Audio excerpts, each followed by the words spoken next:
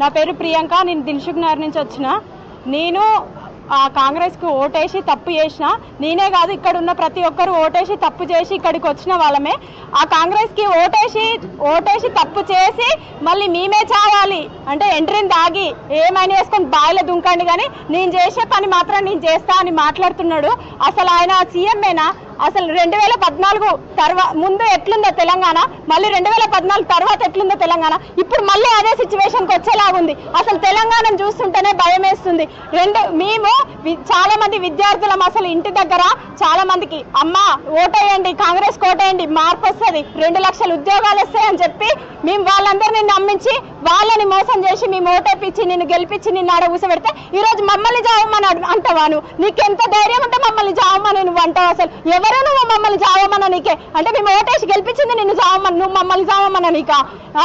నేను ఛాలెంజ్ చేస్తున్నా, ఈ రోజు నేను కూడా ఛాలెంజ్ చేస్తున్నా, నీతో పాటు ఒక తెలంగాణ ఆడబిడ్డగా నేను ఛాలెంజ్ చేస్తున్నా.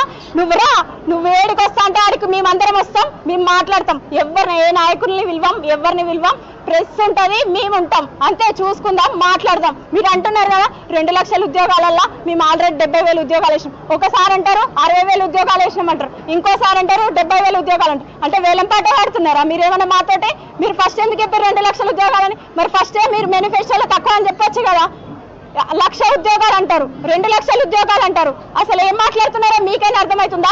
నిజంగా చెప్తున్నా, ఈ రోజు నేను ఒక తెలంగాణ ఆడబిడ్డ చెప్తున్నా, ఒక పిచ్చోని చేతిలో రాయి పెట్టినట్టు మా తెలంగాణని ఆయన చేతిలో పెట్టి మేము నిజంగా తప్పు చేసాం అనిపిస్తుంది.